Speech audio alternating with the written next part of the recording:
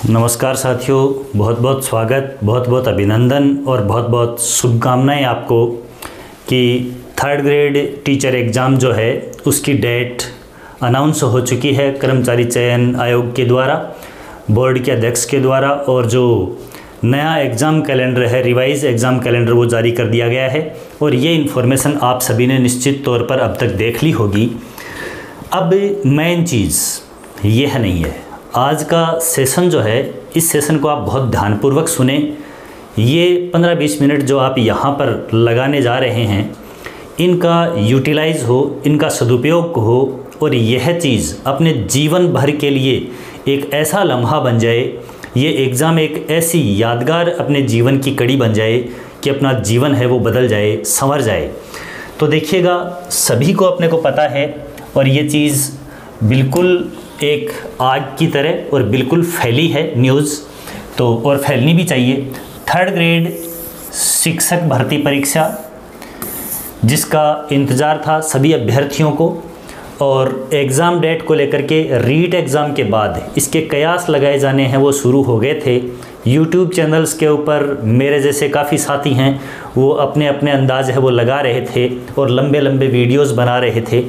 लेकिन अब ये एग्ज़ाम डेट है वो फिक्स हो चुकी है, जिसे अध्यापक भर्ती L1 और L2 यानी कि मुख्य रूप से प्राथमिक और उच्च प्राथमिक शिक्षकों के नाम से जाना जाता है, जो कि रीट बेस्ड एग्ज़ाम होती है। एग्ज़ाम डेट है वो कर्मचारी चयन बोर्ड के द्वारा जारी कर दी गई है और ये एग्ज़ाम डेट संभावित परीक्षा तिथि है वो 17 जनवरी से लेकर के 21 जनवरी के मध्य, जो कि अलग अलग सब्जेक्ट के लिए तो इन डेट के बीच में आयोजित करवाई जाएगी, जिसमें अलग अलग सब्जेक्ट हिंदी है, संस्कृत है, इंग्लिश है, लैंग्वेजेस सारी हैं, SST है, साइंस मैथ का ग्रुप है, वो सारे ग्रुप्स हैं वो करवाई जानी है, इन डेट्स के ऊपर करवाई जानी है। हमें अब इन डेट्स में बदलाव होगा नहीं होगा, कितने पद आएंगे कितने नहीं आएंगे, इनके ऊपर बहुत सारे पूरे जहान की वीडियो बनेंगे, लेकिन उन वीडियोस के ऊपर उनसे भ्रमित होने की हमें कहीं आवश्यकता नहीं है। कर्मचारी चयन बोर्ड ने और नया जो संशोधित कैलेंडर है वो जारी कर दिया गया है और इस कैलेंडर के अंदर 17 जनवरी से 21 जनवरी के मध्य 2026 में ये एग्ज़ाम डेट रही है। अब देखिए, इस एग्ज़ाम डेट के रिलीज़ होते ही और जो कैंडिडेट फर्स्ट ग्रेड या सेकंड ग्रेड की तैयारी पहले से कर रहे थे, उनके अंदर एक थोड़ी सी के ऐसी विचलन की भावना, हालांकि डेट है वो इस प्रकार की तय हुई है कि ये डेट एक तरह से फर्स्ट ग्रेड और सेकंड ग्रेड के अभ्यर्थियों को भी सुकून देने वाली डेट है, बिल्कुल भी घबराहट उत्पन्न करने वाली डेट नहीं है। और जो थर्ड ग्रेड के अभ्यर्थी हैं उनके लिए तो सुकून भरी न्यूज़ है ही है, इससे बड़ी सुकून भरी न्यूज़ नहीं हो सकती।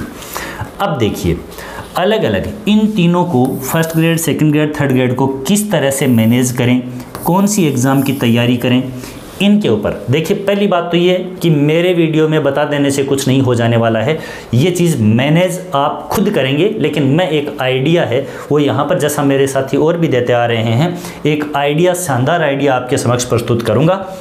और मेरे अनुभव से जो मैंने सेकंड ग्रेड साइंस से और 2022 वाली RPSC के अंदर और एग्ज़ाम फाइट किया, जनरल कैटेगरी के अंदर मेरा सिलेक्शन हुआ, 96वीं रैंक रही, और उस समय भी मेरे सामने यही स्थिति थी कि फर्स्ट ग्रेड, सेकंड ग्रेड और थर्ड ग्रेड ये सभी वैकेंसीज 2022-23 में सामने थी। संस्कृत डिपार्टमेंट की भी थी और जनरल एजुकेशन डिपार्टमेंट की भी थी। इन चीज़ों से आप सभी वाकिफ़ हैं। अब अपने मन में कौन कौन सी क्यूरीज आती हैं? पहली क्यूरी तो ये कि फर्स्ट ग्रेड, सेकंड ग्रेड और थर्ड ग्रेड, इनमें से अपन तैयारी करें तो किसकी करें? एक पॉइंट तो अपने सामने ये आता है। अब जब अपन तैयारी फर्स्ट ग्रेड और सेकंड ग्रेड की जो तैयारी कर रहे हैं, वो कोर्स ले चुके हैं, चाहे ऑनलाइन लिया है, ऑफलाइन लिया है, या बुक्स हैं वो चूज कर चुके हैं, चाहे बुक्स हैं चाहे नोट्स हैं, कोई कोचिंग के नोट्स हैं या किसी फ्रेंड के नोट्स हैं, ये भी अरेंज कर चुके हैं। टेस्ट सीरीज़ भी ऑनलाइन ऑफलाइन जैसे भी उनको ज्वाइन करनी है कर चुके हैं, नहीं करी है तो ये चीज़ भी डिस्कस में आ जाएगी। लेकिन मेन मुद्दा ये है, बार बार एग्ज़ाम्स आती हैं, बार बार वैकेंसीज आती हैं, विज्ञापन देखते हैं, फॉर्म भरते हैं, एग्ज़ाम हो जाती हैं और अपना सिलेक्शन नहीं होता है। ये बड़ी चिंतनीय और विचारणीय बात है। तो एक बार ऐसी तैयारी कर लो एक बार जी जान लगा दो कि फिर से उस एग्ज़ाम की तैयारी तो दोबारा नहीं करनी पड़े, उसमें तो सिलेक्शन ले ही ले।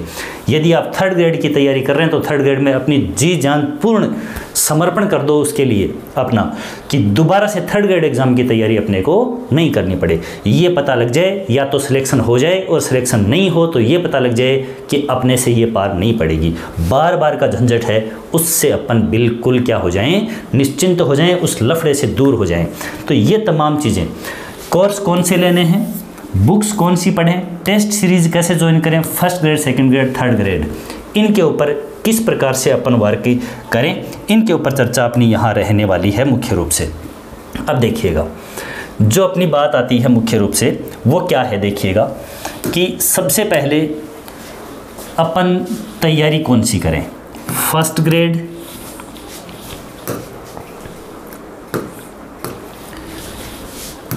फर्स्ट ग्रेड की तैयारी करें या सेकंड ग्रेड की तैयारी करें या फिर थर्ड ग्रेड की तैयारी करें। तो देखिए, जो फर्स्ट ग्रेड और सेकंड ग्रेड के अभ्यर्थी हैं वो अपनी तैयारी में अब तक वो अपनी तैयारी में लग चुके हैं, तैयारी में लगे हुए हैं। लेकिन जब ये थर्ड ग्रेड वाली एग्ज़ाम डेट आई है जनवरी 17 से लेकर 21 के बीच, तो इनके दिमाग में एक भ्रांति हो सकती है कि क्या पता हमारा सिलेक्शन इसमें हो नहीं हो, इसमें पोस्ट कितनी आएंगी और इसकी तैयारी हम करें या नहीं करें। तो दोस्तों, मैं यही कहना चाहूँगा कि जो अभ्यर्थी फर्स्ट ग्रेड और सेकंड ग्रेड का मानस बना चुके हैं वो बिल्कुल भी भ्रमित नहीं हों, भ्रम की स्थिति बिल्कुल नहीं पालें। वो फर्स्ट ग्रेड और सेकंड ग्रेड में लगे रहें थर्ड ग्रेड की डेट्स को देख करके। और थर्ड ग्रेड की ये निश्चित है कि जब इसके अंदर 12 महीने का, अभी लगभग 11 महीने का गैप है, 11 महीने का टाइम पड़ा है, तो ये पोस्ट जो 7000 की पोस्ट की चर्चा चल रही है मार्केट में, ये पोस्ट 7000 नहीं हो करके, और मैं जहाँ तक समझता हूँ लगभग दोनों लेवल के अंदर और 20000 के आसपास ये पोस्ट बिल्कुल रहेंगी। लेकिन आपको ये पोस्ट कितनी भी रहनी है, आपको इस चीज़ से बिल्कुल कोई फ़र्क नहीं पड़ना चाहिए। आप यदि फर्स्ट ग्रेड और सेकंड ग्रेड की तैयारी के अंदर लगे हुए हैं तो इसी तैयारी के अंदर लगे रहें थर्ड ग्रेड के लिए। देखिए, सेकंड ग्रेड एग्ज़ाम है, ये आपकी मुख्य रूप से सितंबर में होनी है, और जो फर्स्ट ग्रेड एग्ज़ाम है वो जून के लास्ट में होनी है। अब जो फर्स्ट ग्रेड की एग्ज़ाम दे लेंगे जून में, उनका जून से लेकर के और जनवरी तक उनके पास में पर्याप्त 6 महीने का टाइम रहेगा। और 6 माह में जो फर्स्ट ग्रेड की एग्ज़ाम की तैयारी कर चुका अभ्यर्थी है वो जीके और अपने सब्जेक्ट के ऊपर बहुत अच्छी कमांड बना चुका होगा। केवल उसे थर्ड ग्रेड की रणनीति के अकॉर्डिंग नई तैयारी करनी पड़ेगी। और वो नई तैयारी यदि फर्स्ट ग्रेड और थर्ड ग्रेड के बीच में डिफरेंस देखें तो मैं यूँ कहूँगा कि उसका 70% सिलेबस है वो तो कवर हो चुका होगा यहाँ से। अब उसको जो 30% सिलेबस है वो नया कवर करना है, और प्लस इस एग्ज़ाम के अंदर जो जो पॉइंट लगते हैं, जो जो टॉपिक लगते हैं, उनको फर्स्ट ग्रेड में से छांट करके और एक रणनीति के तहत तैयारी करनी है। और उस तैयारी के लिए 6 महीने का समय है, वो मोर देन सफिशिएंट है। कहीं भी उनको बिल्कुल विचलित होने की आवश्यकता नहीं है। इसलिए दोस्तों, बिल्कुल चाहे कोई कुछ भी कहे, यदि फर्स्ट ग्रेड एग्ज़ाम की तैयारी में लगे हुए हैं तो थर्ड ग्रेड एग्ज़ाम की तैयारी को एक बार बिल्कुल स्किप रखें। कुछ भी सोचने की आवश्यकता नहीं है। जिस दिन फर्स्ट ग्रेड की आपकी एग्ज़ाम हो जाए उस दिन थर्ड ग्रेड का सिलेबस निकालें, और सिलेबस निकाल करके और उसकी तैयारी में जुट जाएं। भले ही आपका सिलेक्शन की दौड़ में आप फर्स्ट ग्रेड में हैं या नहीं हैं, इसमें लगें। अब बात करते हैं सेकंड ग्रेड की। तो सेकंड ग्रेड के अंदर भी सितंबर के अंदर सेकंड ग्रेड की एग्ज़ाम हो जाएगी। उसके बाद अगर अपन देखते हैं तो अक्टूबर, नवंबर, दिसंबर और जनवरी के अंदर भी 15 के बाद का, यानी कि यूँ कहें कि आधा जनवरी भी अपने को मिलता है। तो अक्टूबर, नवंबर, दिसंबर, जनवरी, लगभग 4 माह है। 4 माह का समय जो सेकंड ग्रेड के अभ्यर्थी तैयारी कर रहे हैं और सेकंड ग्रेड में ही जुटे रहेंगे, उनको 4 महीने का समय थर्ड ग्रेड के अंदर फिर भी मिलने वाला है। और 4 महीने का समय भी सेकंड ग्रेड की एग्ज़ाम की जो तैयारी कर रहे हैं, जीके है, वो पूरा का पूरा थर्ड ग्रेड वाला सेकंड ग्रेड से मैच होता है। और जो सब्जेक्ट है वो भी आपका सब्जेक्ट थर्ड ग्रेड वाला है, वो आपका सेकंड ग्रेड से क्या होता है, मैच होता है। और मैं ये कहता हूँ कि सेकंड ग्रेड और थर्ड ग्रेड के अंदर तो 80% सिलेबस है वो मैच होगा, आप उठा करके देख लेंगे। ठीक है। साइंस वाले जो अभ्यर्थी, साइंस मैथ वाले हैं, वो यदि सेकंड ग्रेड की तैयारी कर रहे हैं तो थर्ड ग्रेड में आने के ऊपर उनको मैथ्स वालों को साइंस वाला जो पोर्शन है वो केवल अलग पढ़ना पड़ेगा, और साइंस वाले हैं उनको मैथ्स वाला पोर्शन है वो अलग पढ़ना पड़ेगा। और साइंस और मैथ्स का सिलेबस है वो इतना ही है कि उनको आराम से एक महीने में बाकी सब सब्जेक्ट को साथ में लेते हुए चलें तो भी एक महीने में साइंस वाला मैथ्स को कवर कर सकता है और मैथ्स वाला साइंस को कवर कर सकता है। तो बहुत अच्छे तरीके से। तो पहली बात तो ये कि इस थर्ड ग्रेड की डेट आ जाना ये फर्स्ट ग्रेड और सेकंड ग्रेड के लिए चिंता का विषय नहीं होना चाहिए, जबकि ये सुकून का विषय होना चाहिए, ये खुशी का विषय होना चाहिए कि हमें 4 और 6 महीने का गैप मिल गया है और इस गैप के अंदर अपन इस तैयारी को पूर्णतः ये एग्ज़ाम देने के बाद कवर कर लेंगे। तो पहली बात तो आती है ये है।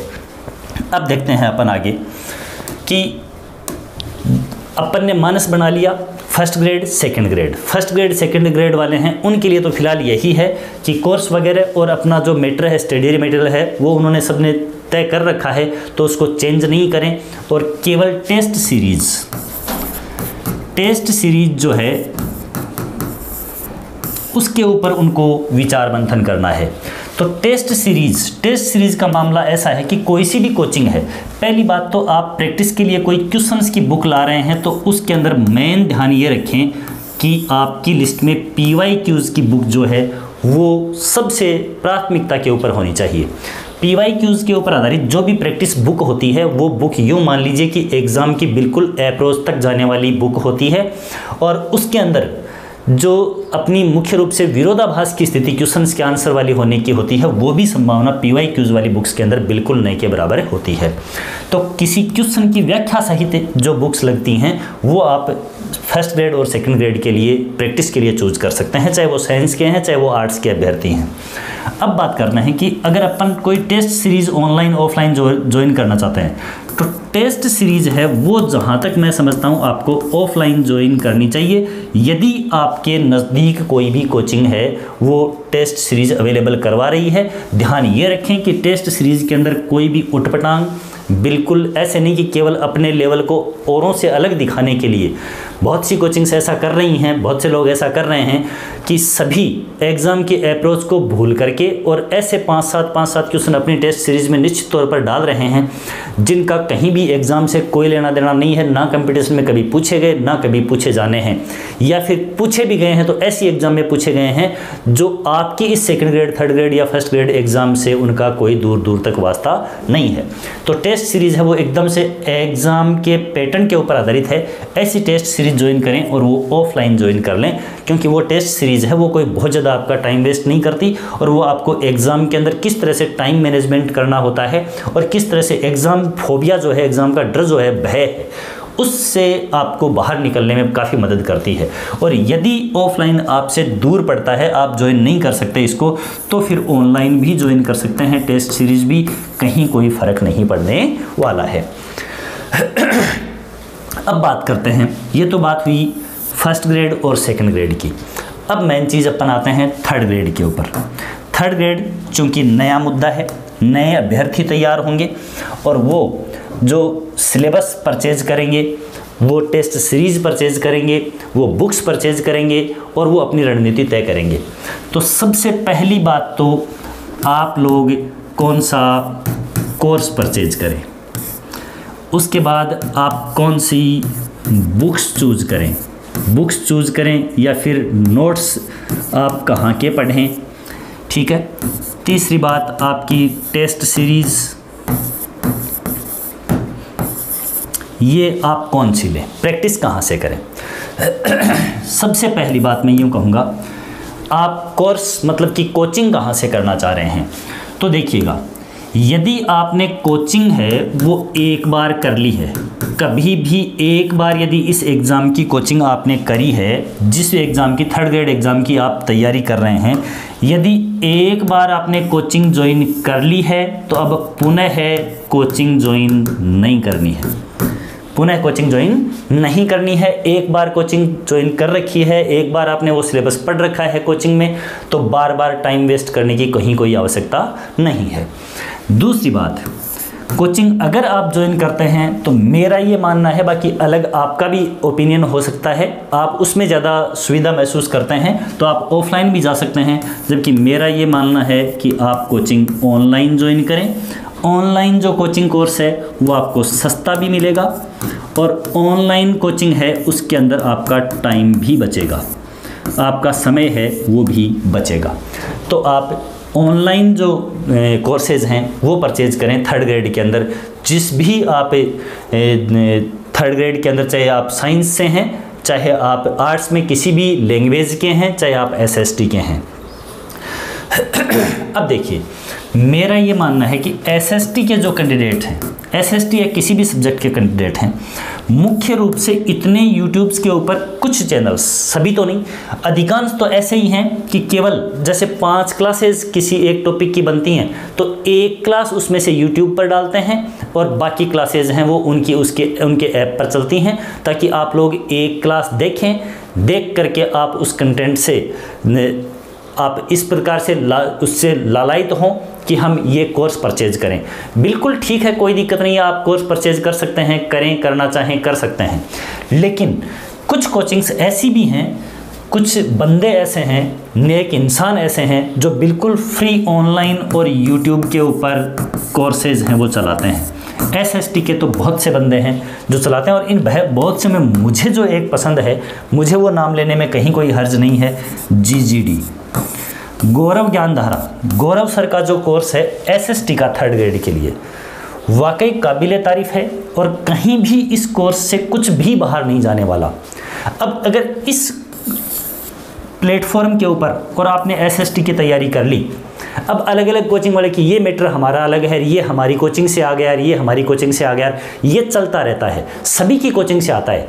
यदि एग्ज़ाम है उसके अंदर पेपर एक जो जिस लेवल का लोग स्टडी करते हैं सामान्य स्तर पर वैसा पेपर आता है तो सभी की कोचिंग से वो मैटर आता है। और यदि कोई क्वेश्चन उठा करके ऐसा पूछता है जो अब तक कभी पूछा ही नहीं गया या वो अप्रोच तक ही नहीं रहा, तो वो किसी की भी कोचिंग से नहीं आएगा, चाहे कोई भी कितना भी गहरा मैटर पढ़ा दे, कहीं से भी पढ़ा दे, वो जो एग्जामिनर है वो अपने ही दिमाग से और कहीं से ऐसा क्वेश्चन निकाल करके आएगा जो कि कहीं अभी तक बुक्स के अंदर कंटेंट में शामिल ही नहीं था। तो उससे भ्रमित होने की या उससे चिंतित होने की कहीं कोई आवश्यकता नहीं है। तो ये चीज़ ज़रूर आप लोग करें। एसएसटी के लिए ये बहुत ही अच्छा और जीके के लिए, जीके वाले पोर्शन के लिए बहुत अच्छा प्लेटफॉर्म है। मैं यही रिकमेंड करूँगा कि इससे आप जीके तैयार कर सकते हैं और इससे आप एसएसटी है वो कंप्लीट तैयारी कर सकते हैं। बात करते हैं साइंस और मैथ्स वाले की, साइंस मैथ्स स्कीम की। तो इस चैनल के ऊपर देखो, और भी कोई चैनल हो सकता है जो आपको पसंद आए, आपको जो अच्छा लगे वो आप चूज़ करें, लेकिन इस प्लेटफॉर्म के ऊपर फ्लाइट फॉर फ्यूचर, इस चैनल के ऊपर आपको साइंस का पूरा कंप्लीट मैटर, साइंस का पूरा कंप्लीट मैटर है वो यहाँ पर मिलेगा। और ये ना सिर्फ थर्ड ग्रेड का, सेकंड ग्रेड के अंदर केमिस्ट्री की भी जो 22 यूनिट हैं वो भी मिलेंगी। आज अपन चर्चा थर्ड ग्रेड की करते हैं। तो साइंस का पूरा मैटर मिलेगा, टीचिंग मेथड है उनका पूरा मैटर मिलेगा, एजुकेशन साइकोलॉजी इसका भी आपको पूरा मैटर है वो इस चैनल के ऊपर मिलेगा। और ये मैं सिर्फ इसलिए नहीं कर रहा हूँ कि पूरा मिलेगा और आगे पता नहीं मिलेगा कि नहीं मिलेगा। साइंस के मैटर की शुरुआत हो चुकी है और जब रीट एग्ज़ाम हुई, रीट एग्ज़ाम होने के बाद दूसरे दिन लोग आंसर कीज़ की वीडियो बना रहे थे, जबकि आंसर कीज़ अभी पेपर सामने नहीं है, अभी क्वेश्चन बिल्कुल ठीक ठीक सारे सामने नहीं हैं, फिर लोग आंसर की बना रहे हैं, लोगों से क्वेश्चन पूछ रहे हैं, क्वेश्चंस के ऑप्शन उनको पता नहीं है और फिर गैस लगा लगा करके और आंसर कीज़ बना रहे हैं, जबकि इतनी जल्दी है कहाँ। मुख्य रूप से बोर्ड है वो, राजस्थान बोर्ड है वो पेपर डालेगा, आंसर की डालेगा, आराम से देखेंगे, कहीं कोई दिक्कत नहीं है। लेकिन जब वो पेपर डालेगा तब फिर लेकर के खड़े हो जाएंगे पेपर को, आंसर की डालेगा तब फिर लेकर के खड़े हो जाएंगे उस आंसर कीज़ को। चलो ठीक है, जो भी है अपना अपना कार्य करने का तरीका होता है। लेकिन मुख्य रूप से अगर देखा जाए तो साइंस की दूसरे ही दिन मैंने, और जो इसमें साइंस में पहला टॉपिक लगता है परमाणु और अणु, उसकी क्लास डाली और उसके बाद में मोल कंसेप्ट है, मोल कंसेप्ट के जो न्यूमेरिकल क्वेश्चंस हैं और जो परमाणु मॉडल हैं, परमाणु मॉडल जो हैं अलग अलग उनकी क्लासेज हैं, वो भी अभी 1-2 दिन के अंदर कंप्लीट हो जाएगी पहली यूनिट। तो साइंस की क्लासेज स्टार्ट हो चुकी हैं, साइकोलॉजी है उसकी क्लासेज हैं वो स्टार्ट हो चुकी हैं, इस चैनल के ऊपर पहले से जारी हैं। और उनके अंदर मुख्य रूप से शिक्षा मनोविज्ञान की जो फर्स्ट यूनिट है, शिक्षा मनोविज्ञान, उसके अंदर शिक्षा मनोविज्ञान नाम से जो फर्स्ट यूनिट आती है, जिसके अंदर शिक्षा मनोविज्ञान का अर्थ है, इस शिक्षा मनोविज्ञान के क्षेत्र हैं, इसके अंदर मुख्य रूप से शिक्षा मनोविज्ञान के सिद्धांत हैं, शिक्षा मनोविज्ञान के अलग अलग देखा जाए संप्रदाय हैं। तो ये यूनिट है वो कंप्लीट हो चुकी है। एक आपकी व्यक्तित्व वाली यूनिट है वो भी इसके ऊपर कंप्लीट हो चुकी है। और बिल्कुल मैं ये वादा करता हूँ कि साइंस, टीचिंग मेथड, साइकोलॉजी, ये सभी और मैथ्स भी, क्योंकि टाइम मिल चुका है, 11 महीने अभी बाकी हैं और छुट्टियों के अंदर मैथ्स है उसकी व्यवस्था भी हो जाएगी। तो ये सारी चीज़ें हैं वो थर्ड ग्रेड के लिए मुख्य रूप से जीके आप जीजीडी से पढ़ें और जितनी प्रैक्टिस होगी वो यहाँ भी करवाने की मैं पूरी कोशिश करूँगा। लेकिन साइंस, मैथ्स, साइकोलॉजी और टीचिंग मेथड, इनमें आपको कहीं भी घबराने की आवश्यकता नहीं और इतना शानदार मैटर मिलेगा, चाहे वो 9th 10th के लेवल का है, चाहे 11th 12th का जो लेवल है। कोई भी टॉपिक जो 9th 10th का है आपके सिलेबस में है और वो 11th 12th में भी है, यानी उस लेवल के ऊपर वो उसको कैरी करता है, तो वो मैटर भी उसमें शामिल करके करवाया जाएगा। आपको कहीं भी कुछ भी अदर पढ़ने की आवश्यकता नहीं है। तो ये बात रही कोचिंग्स की अपनी, बाकी सबकी अपनी अपनी मर्जी है, सब अपने अपने तरीके से सोचते हैं और समझते हैं, करें आपको जो अच्छा लगे वो। जबकि मेरी राय है वो ये है कि आप ज़्यादा पैसा खर्च नहीं करें और ज़्यादा टाइम खर्च नहीं करें। 11 महीने हैं, लेकिन 11 महीने उनके लिए हैं जो 11 महीने पढ़ेंगे, जो नहीं पढ़ेंगे उनके लिए 1 महीना भी नहीं है। लास्ट जब तक ज़िंदगी में जैसे अब तक एग्ज़ाम्स होती आई वैसे ही ये एग्ज़ाम भी हो जाएगी, ना टाइम बचेगा और ना ही सीट बचेगी। अब अपन बात करते हैं बुक्स और नोट्स की। तो नोट्स अगर आपके पास पहले से हैं किसी कोचिंग के, या आप किसी कोचिंग को ऑनलाइन ऑफलाइन जो भी ज्वाइन करते हैं या जहाँ से भी पढ़ते हैं, चाहे इस प्लेटफॉर्म से पढ़ रहे हैं किसी और प्लेटफॉर्म से पढ़ रहे हैं, वहाँ के नोट्स आप तैयार करते हैं अपने सेल्फ, तो बहुत बेटर है। बुक्स में आप सबसे पहले NCERT इसको आप अपनी प्राथमिकता पर रखें। उसके बाद में RBSC की जो पूर्व की किताबें हैं उनको भी आप प्राथमिकता के ऊपर रखें।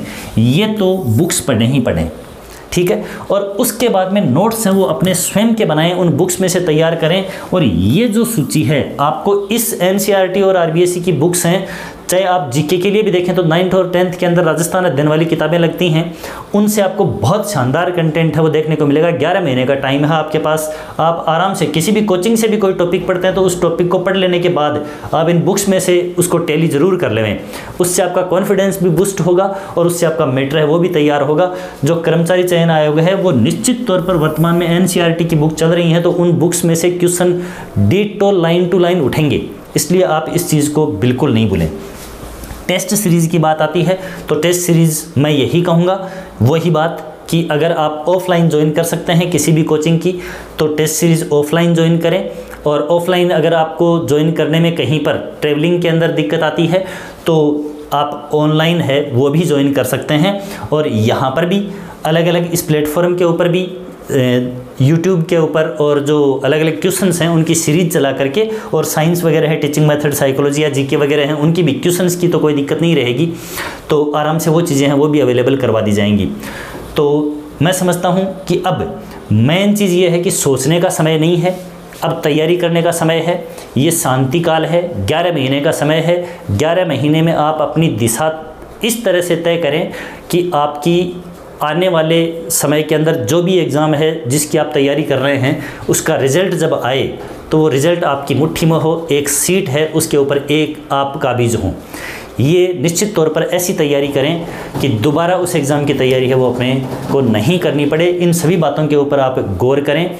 और जीवन है वो सभी को एक तरीके से जीने के लिए मिलता है, लेकिन उस जीवन को अपन किस तरह से जी पाते हैं और किस तरह से अपने जीवन की दिशा और दशा अपन तय कर पाते हैं, उसके लिए हमें स्वयं संघर्ष करना पड़ता है। सफलता है वो समर्पण मांगती है, संघर्ष मांगती है, लेकिन उस समर्पण और उस संघर्ष के बाद जब सफलता मिलती है तो उसका स्वाद, उसका टेस्ट अलग ही होता है, उसका रुतबा अलग ही होता है।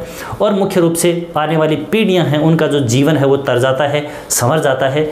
तो आप एक बार अपने लिए, किसी और के लिए नहीं, अपने लिए ये इतना समर्पण, खुद के लिए ही, खुद के जो भी इच्छाएं जो अपनी बाहर घूमने की करती हैं, अपनी स्वतंत्र लेट तक सोने की इच्छाएं करती हैं, ज़्यादा देर तक सोने की इच्छाएं करती हैं, इन सभी इच्छाओं को एक बार आंतरिक रूप से मोटिवेट होते हुए, किसी दूसरे के मोटिवेशन की आवश्यकता नहीं हो, आंतरिक रूप से मोटिवेट होते हुए और आप अपने आप को एक बार ये जो अवसर मिला है first grade, second grade, third grade का, इस अवसर बार बार नहीं मिलते, ज़िंदगी है वो मौके देती है, लेकिन उन मौक़ों को भुना लेना और उन मौक़ों को एक अवसर के अंदर और एक सफलता के अंदर तब्दील कर देना, ये मनुष्य के ऊपर, स्वयं के ऊपर डिपेंड करता है। इसलिए आप लोग, आपकी परिस्थितियां हो सकता है आपके अनुकूल हों, प्रतिकूल हों, तो उन परिस्थितियों को एडजस्ट करते हुए, उनको आपसे बेहतर कोई नहीं समझ सकता, ना मैं समझ सकता, ना कोई अदर कोचिंग वाला समझ सकता। इसलिए आप लोग उनको मैनेज करते हुए, कैसे भी 10-12 महीने का ये समय है, कितने भी कष्ट अगर अब तक सहे हैं तो और सहते हुए, बिल्कुल संघर्ष है वो आपका है, लेकिन सफलता जब होगी वो सफलता बिल्कुल पूरे आपके आसपास के वातावरण के अंदर रंग फैलाएगी, और उन रंगों के अंदर जब आप अपने को स्वयं को रंगते हुए पाओगे तो वो सुकून एक अलग ही तरीके का होगा। तो निश्चित तौर पर उन पलों को इमेजिन करते हुए अपने दिमाग के अंदर उन सारे के सारे रंगों से रंगीन दुनिया देखते हुए और अपने आप को मोटिवेट रखें, और मोटिवेट रखते हुए और बहुत ऐसे ही यूं ही उटपटांग वीडियोस, केवल भ्रमित करने के लिए जो वीडियोस आते हैं, उन वीडियोस से बचें और अपनी दुनिया को सेल्फ स्टडी, कोई भी कोचिंग भी ज्वाइन कर रहे हैं तो कोचिंग है वो एक सहारा होना चाहिए बस। कोई भी कोर्स ज्वाइन कर रहे हैं ऑनलाइन ऑफलाइन, तो वो कोर्स आपके लिए एक गाइड का काम करे, आपकी कहीं कोई समस्या आती है तो उसको सॉल्यूशन के अंदर आपका सहायक बने। बाकी सेल्फ स्टडी है, उसका कोई विकल्प नहीं है। आप जितना ज़्यादा स्वयं तपोगे उतना ही ज़्यादा निखरोगे। दूसरा है, वो कोई भी आपकी ज़िंदगी के अंदर निखार उतना नहीं ला सकता, आपका सच्चा साथी आपसे बेहतर और कोई नहीं हो सकता। इसलिए आप लोग इन सभी बातों को अपने जहन के अंदर डालते हुए और तैयारी करें। अगर इस चैनल के ऊपर उपलब्ध मैटर आपको पसंद आता है तो आप इस चैनल को लाइक करें, शेयर करें, सब्सक्राइब करें, अपने दोस्तों के साथ में बांटें इसको, और सब तक ये मुहिम है वो पहुंचाएं। और इस सेशन के ऊपर जुड़े रहने के लिए आपका बहुत बहुत शुक्रिया, बहुत बहुत धन्यवाद। समय समय के ऊपर, हालांकि इस चैनल के ऊपर ज़्यादा वीडियोस हैं वो आपके कंटेंट से संबंधित ही रहेंगे, जो अध्ययन अध्यापन से संबंधित सामग्री है वही यहाँ पर मिलेगी। बार बार केवल मैं आपको बताता रहूँ ऐसे कीजिए वैसे कीजिए, उससे कुछ नहीं होना जाने वाला है। आपका स्वयं का विवेक काम करता है। सभी आप BSTC या B.Ed धारी अभ्यर्थी हैं और सब वोट देने के अधिकारी हैं, सभी सरकार चुनने के अधिकारी हैं। तो जो सरकार चुन सकता है वो अपना जीवन है उसकी दशा और दिशा तो ज़रूर चुन सकता है। इसलिए आप लोग बेहतर से बेहतरीन अपने जीवन को बनाने का प्रयास करें इन्हीं उम्मीदों के साथ में, और आगामी इन भर्तियों के अंदर और एक सीट आपकी हो, इन्हीं शुभकामनाओं के साथ में मिलते हैं फिर से एक और नए सेशन में। जुड़ने के लिए बहुत बहुत धन्यवाद, बहुत बहुत शुक्रिया। All the best for your better future.